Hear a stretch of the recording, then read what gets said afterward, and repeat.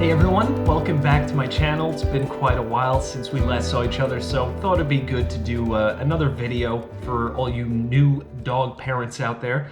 And in this video, we are going to go over separation anxiety. Of course, there's the just being a puppy type of separation anxiety, where they're just getting used to life. They don't really know how things are working yet. They don't realize you got to leave the house to make money in order to feed them and give you both a home. So that's one of them. Another one is if you're getting a dog that isn't a puppy, but you are rehoming it and it's a new scenery for them, new routine. They're not going to be used to it, so they are going to be very stressed out. I got Zelda when she was 4 months old, so that was the major factor, is that she was a puppy, didn't really understand what was going on, so I had to, I had my own little tactics that I did to try to get her to get over this entire separation anxiety when I would leave the house to go to work. I'm going to give just a couple of tips on what I did and how I tried to alleviate the situation. You know, it's not going to be an easy fix. It's not going to be overnight, trust me. It takes a very long time, but you really need to have patience, and definitely do not yell at your Greyhound. Do not yell at them. Even if they're crying and howling and you want them to just stop it, you need to just ignore it. That's number one, because what you're going to do is you're going to add to the stress with the yelling. The other side of it is that you are also giving them attention, and they're going to keep going with that separation anxiety, crying and howling. There's other signs of separation anxiety, like it's unfortunate that, you know, they go to the bathroom, they might eat. What they do, if they're in the crate or if they're in the house, they might eat it. They might dig at walls if they're not in the crate, which is why crate training for a lot of people is it's very important, because it does keep them safe, because they are going to be very self-destructive if they're exhibiting these separation anxiety symptoms. I'm just going to go over a couple of my tips here. Hopefully you don't have to experience it for too long. You know, for me it was a couple of months. It's a couple of months of this, so we're closer to almost a year of this separation anxiety. Let's just go over what I did, some of the tips that I did that you know, she still cried when I left the house, but it wasn't for hours and hours and hours like it was originally.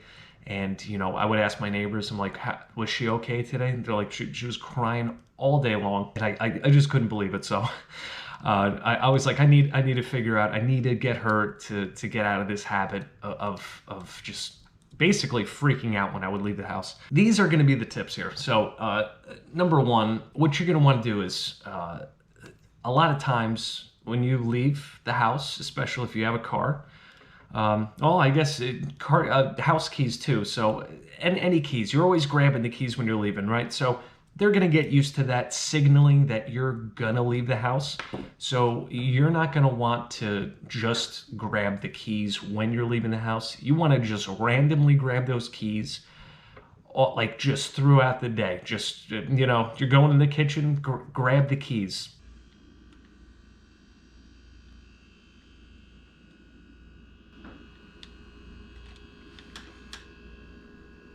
I haven't eaten in like 7 hours. Absolutely starving. Well, I don't know. I'm talking to myself. That's how hungry I am. Should probably make some food. But gotta grab those keys first. You're going to the bathroom, grab the keys.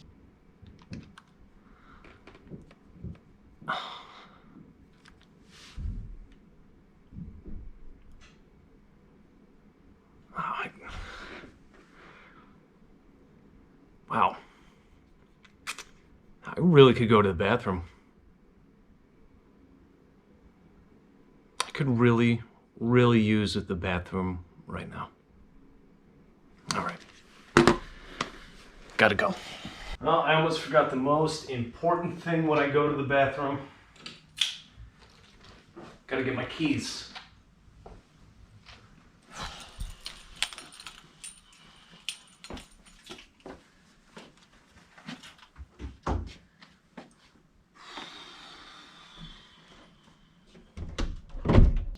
You're going to bed, grab the keys.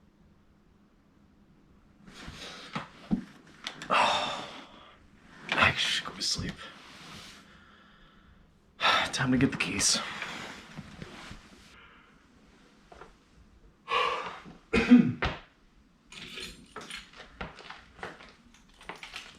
Zelda.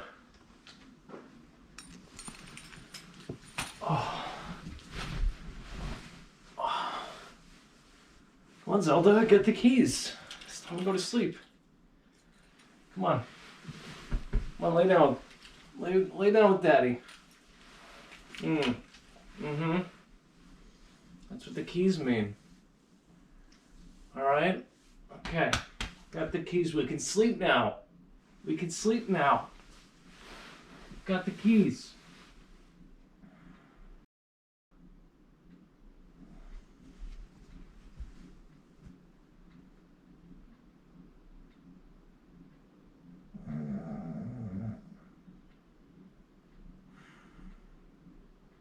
You don't want them to understand what the keys mean. Just get them out of the habit, because that's gonna do. It's gonna signal that you're leaving, and it's gonna put them in that zone where they're gonna start freaking out. Their anxiety is gonna start building, and it's just not gonna be a good recipe for separation anxiety. So just make sure that you're not grabbing the keys only when you're leaving the house, because it's gonna add to that stress. With Zelda, was just howling and crying all day. Thankfully, she didn't injure herself or go to the bathroom in the crate. What you're gonna wanna do is leave the house for a couple of seconds. Come back in. Leave the house for a couple of more seconds. Come back in. Leave the house, leave for a minute, come back in.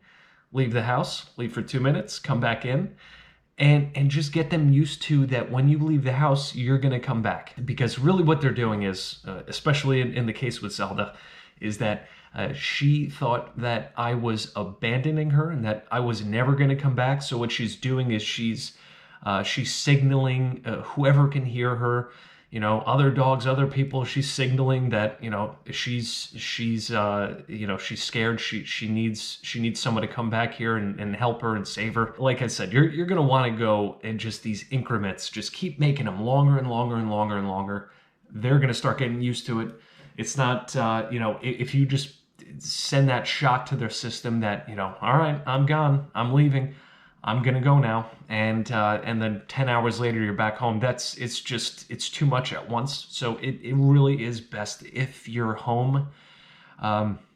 It's hard for people that are full-time workers, so it's easier when you're working from home, especially now. But if you are a full-time worker, for me, the crate training was very ideal in making sure that she was safe, even though she was going through the withdrawals. She was going through paw withdrawals. What else you're going to want to do is, when you see your dog, when you come home, you just want to for me, I just want to roll on the floor, pet her, give her kisses, show her how much I missed her. My sweetie, Daddy's home. I'm home. Come here. Oh, give me kisses. Give me all of the kisses. That is just not what you should do, especially with the dog with separation anxiety. When you come home, and in my case, Zelda was in the crate. When I came home, don't look at her. Just don't even look at your dog, he or she, I should say. Don't look at him or her, and just go about your business. Like take your coat off, put your keys up. Get yourself settled. Give it like 3, 4, 5 minutes of just not acknowledging them when you get home. Because if you come home and you just take him out of the crate, if you are crate training, if you take him out of the crate and you just start, give him kisses, say how much you love them, that they're going to be overloaded. It's gonna make them miss you even more when you're gone. You just don't want to do that. So what you're gonna do is just walk in, business as usual. I don't have a dog. For about a couple of minutes. I don't have a dog in this house. I don't know about this dog. I don't have a dog. I never had a dog. Nope. Gonna have to clean these pots since I don't have a dog. Silly me. I don't know why. I thought I had a dog. Might as well clean some dishes. Oh. I don't have a dog. I don't have a dog at all.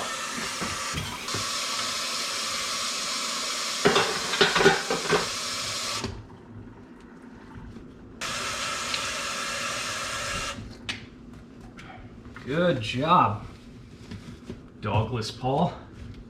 After a couple of minutes, when they get used to the fact that you are home now and they're no longer anxious, then you can take him out and just do the normal stuff, you know, take him out for a walk or something and feed him. Wait a second. I do have a dog. What am I talking about?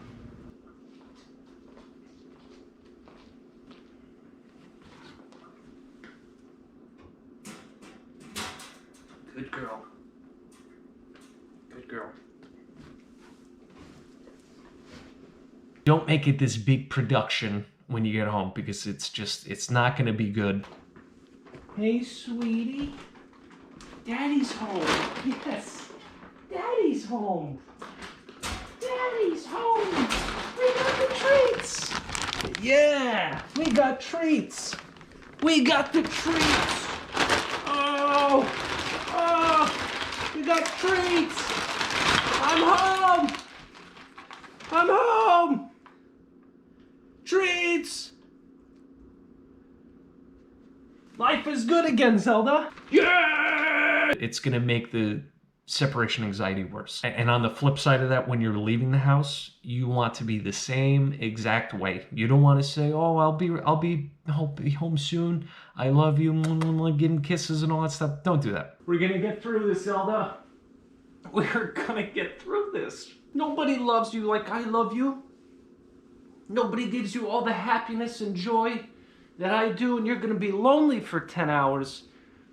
And I want you to worry and cry for me. Oh, sweetie, I love you. Do not do that. Again, when you're leaving the house, you know, do what you got to do in the morning. Take him out. Take him out for a walk, you know, half hour, an hour walk. That's what I did. When you are about to leave, just don't make a big deal out of it, because it's going to make it worse for them. If you are crate training, if you're going to be crate training with the dog with separation anxiety, if you do have a Greyhound, I saw conflicting things about covering the crate. Some dogs feel more safe with the crate, with like a blanket covering the crate. You can leave the like the front side of the crate, you know, open, I guess, but like have every other side of it, the other three sides, covered up with like a blanket or a towel or something. Supposedly, it makes some dogs feel more comfortable. Feels like they're in their den.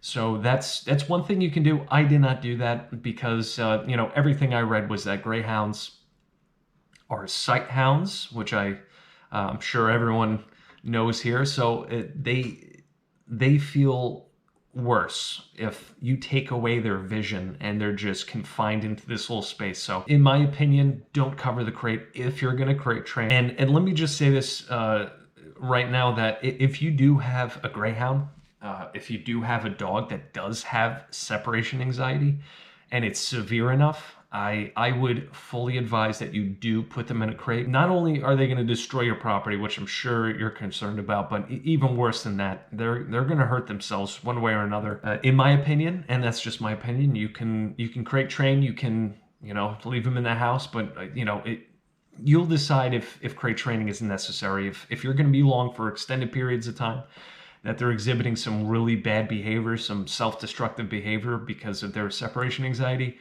you might want to just think a little bit, maybe do a little more research on, see if you're comfortable with crate training, just to make sure that they're safe and, you know, your house stays intact, because they go crazy. Another thing that I did to make her feel better, you know, think about this. When you're home, you know, you're home with your dog, you know, the TV's on, you might be listening to music, you know, you're talking, maybe you're on the phone. There's just a lot of noise, a lot of audible and visual stimulation for the dog. When you leave the house, it's also a shock to their system when everything is just quiet.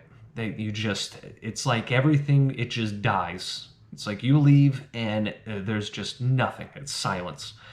So for a dog with separation anxiety, what I did in my case with Zelda is that would play music on a phone, and would just leave it on top of her crate and have it just play all day. You can find these on YouTube. There's videos that last for hours and hours and hours, specifically for dogs with separation anxiety and stress related behaviors. And it's just music for dogs. So definitely do that. Put some music on just to keep them calm and just have, you know, that constant stimulation for them.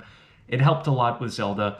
Another thing that I was able to find, it's really hit or miss with these things, but I got one of these.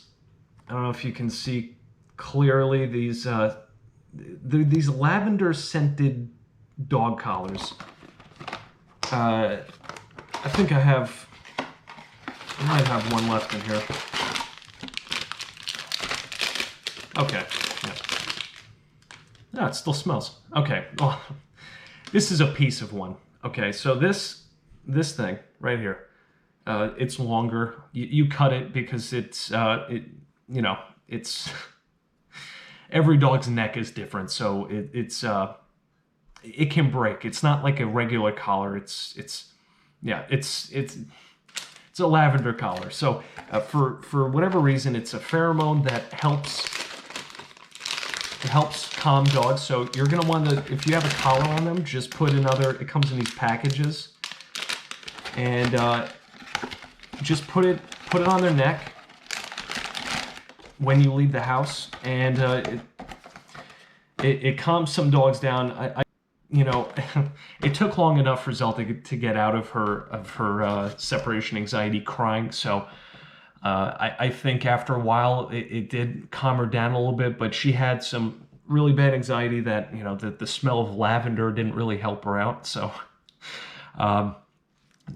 just keep in mind that's another way you can do it. You can give them one of those lavender scented collars. That's something that can help. One of the most important things to do with a dog with separation anxiety is to just do every morning. This is what I did. I would walk her for an hour. I would play with her. I would feed her, and then I would put her in their crate.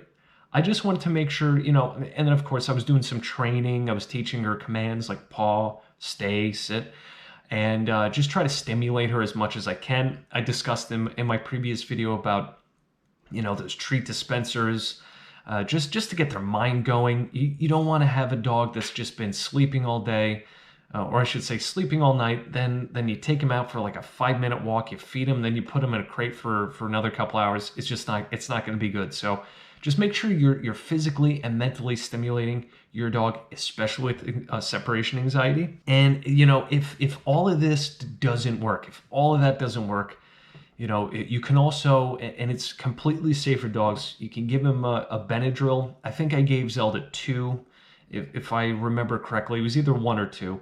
And, it calms him down a little bit. It makes him, a little sleepy.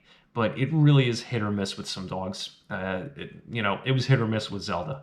But it is something that you can think about. It's not, it's not hard drugs. You're not putting your dog on Prozac.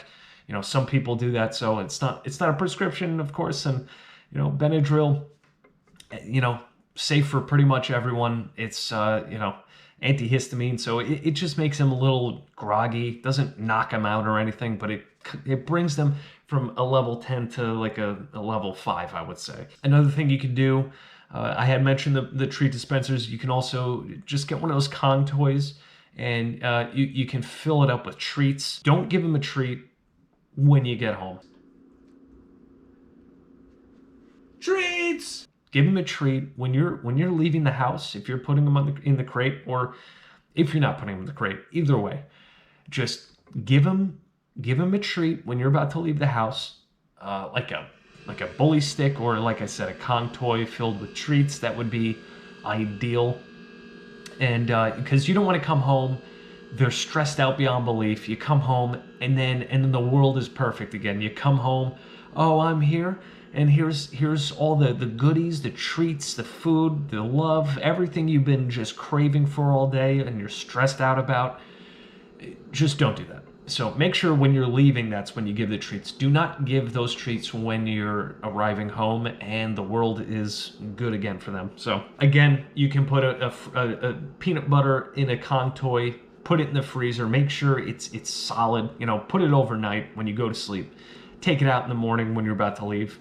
And it'll just it takes longer for them to get to the entire thing. So they're gonna be licking that peanut butter for I don't know, 30 minutes, an hour, 2 hours, whatever it takes. Sometimes they get tired, they don't eat the whole thing immediately. So It's just a way to keep them occupied. You don't want them to be just completely devoid of sound and fun and joy. You don't want them just sitting silently in your house. You need to make sure you're constantly somehow distracting them. And then another thing you can do, which I really do think that you should definitely think about, it's a little bit pricey, but get a Furbo and put treats in it. It comes with a treat dispenser, and you can operate it from your phone, so that's fantastic. You can watch them when you're at work, make sure that they're okay. You can also record your voice on the Furbo and say, for me, it was like, good girl, and a treat would just pop out. And I would only do that when she was acting good. You don't do that when they're acting up and they're crying, because then you're going to teach them, okay, I cry and make all this fuss, and that's how I get rewarded. So don't do that. So make sure if they're just sleeping silent, no, I shouldn't say sleeping silently. You don't want them to wake up if they're sleeping silently. If they are just relaxed and acting just the exact way you want, they're awake, shoot them a treat, make them feel good. Just get them just make them realize, okay, this is what I gotta do. This is the way I have to act. Just make sure you do that. That's very important. Don't ever reward them for bad behavior. A Furbo is about I think it was like $250 US dollars.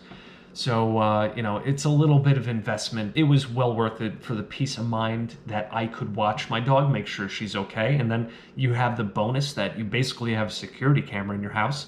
And if someone breaks in, you know exactly when that happens, because they also send alerts. They give you a free trial to send those alerts, but you're gonna have to pay for a premium or a subscription after a while. So it's well worth it, in my opinion, to get a Furbo, because you only have a finite amount of time when you're home to train your dog. So if you have an opportunity to, every half hour to an hour, just check the Furbo, make sure everything's okay, and continue the training when you're at work, if you are in fact back at an actual office building, which many people aren't right now. So if you actually do have to leave the house, and you can check and continue your training from another location, it's well worth it. Separation anxiety, for the most part, is not forever. You just really need patience. It's gonna take time. It's gonna take longer than you want it to, but just always keep your cool. Be patient. Don't yell. And remember my tips. Don't make it a big deal when you come home. When you leave the house, don't make a big deal. Grab the keys whenever you can. Leave the house for longer and longer periods of time. Just make sure that you're always progressing. If you can leave the door if you can just walk outside to your front door, shut it, and then listen to your dog for a minute and see if they're crying or barking or doing anything. And if you have a Furbo, it's even better. You can actually watch. If they don't make a sound, if they're fine for 2 minutes, 3 minutes, come back in, and then go back out, leave again, and then leave for 4 minutes, 5 minutes. If they're still silent, just come back in, and then just make it 20 minutes, make it 30 minutes, make it 40 minutes. It's going to be that gradual process of just saying, okay, my dog is handling that I'm gone for longer and longer periods of time. They're understanding that I am going to come back home. So it really will do a ton of good for you to have that method in order to alleviate that for them. Thankfully, I don't have a dog with separation anxiety anymore, but she still sometimes, if I leave something out, she might chew up some paper towels, or for some reason it's always paper-based or like wood-based things that I shouldn't say. Well, paper is wood-based, I guess, right? It's made out of trees. For some reason, she loves toilet paper, paper towels. She'll just tear it up. She doesn't eat it, but she leaves it like confetti on the ground if I leave it for her to get. But she's very infrequent with that. Sometimes I'll leave the bathroom door open by mistake, and she doesn't do anything. Sometimes she, grabs the toilet paper and she just rips it up. So just make sure you're aware of those type of things. But again, it's going to be a long process. These are just some of the tips that might help you. Like I said, the collar, the treats, walking, training, it's an entire thing. There's so many things you can do to make sure that your dog is happy, mentally, physically stimulated, and when you leave, it should be a lot easier. Promise you're not alone. I went through it. It was a stressful time, but you're gonna get through it. I went through it. If I could go through it, you could get through it too. Trust me. Yeah. So I mean, that's basically it. So you know, separation anxiety. It's tricky. Like I said, it's the factors are basically just being a puppy. That puppies, they need to figure out what life is about. You know, the human life. That you gotta leave. You gotta go to work. You gotta make that money. Especially in post-COVID world when, you know, everything gets back to normal, if it ever does. If there's anything else you think I might have missed, you know, put it in the comments. Of course, like this video if you liked it, and thumbs down if you hated it, and that's okay. But just get a consensus of how you guys are liking it, and gals. Just let me know if there's anything else that worked for you. Which helped you guys out with a dog that was going through separation anxiety. How severe was it? Let me know if there's anything I missed. I would absolutely love to hear it from you. Hit like, subscribe, hit that little bell. I appreciate you visiting the channel again. You know, I just want to thank everybody that has watched my videos. It really has meant a lot to me to get the positive feedback and see that these videos are helping you. You know, I'm just speaking from the experience that I've had as a dog owner, and you know, for going on 4 years now, I've been a dog owner. So there's been a lot that I've gone through and experienced. So just want to help out. Looking forward to next time. I don't know if it's going to be next week, but it won't be 3 months, I promise. And I'll see you guys next time. All right, bye.